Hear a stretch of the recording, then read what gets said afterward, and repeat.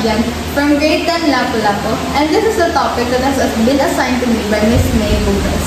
So the topic that has been assigned to me is prepositions of time. So let us first distinguish what is preposition.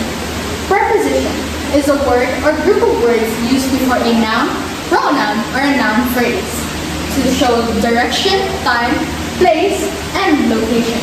So generally, this is what preposition means. But what we are focusing on today is prepositions of time. So, what is prepositions of time? Expresses when something happens over an extended period of time or a point in time. So, in other words, something that has to do with time. So, words that are used like in, at, and on. So, when do we use these words? In is used in a long period of time, like in 1981, in the 21st century, in the beginning, and at is used at a precise time. So, at the beginning, at the end, at 12 o'clock, at 8 o'clock, and so much more. On is used at days or dates.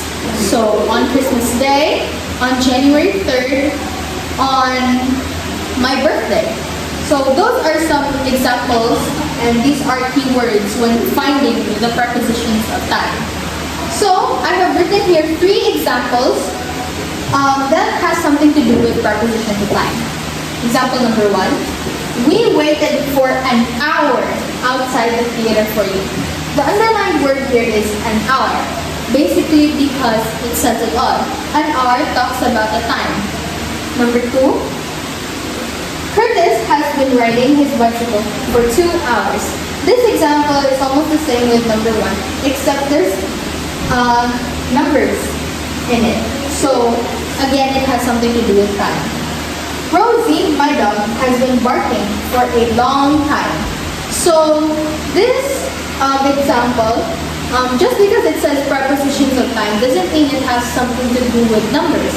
Things like in a long time, or at the beginning, or at the end, or on my birthday, also something has to do with time. So, other than that, you can also use examples like BC, or before Christ, since that has something to do with time, or in the future, or my birthday is on February 21st, 2008. So just because it talks about time doesn't necessarily mean that it has something to do with 8 o'clock or numbers on it.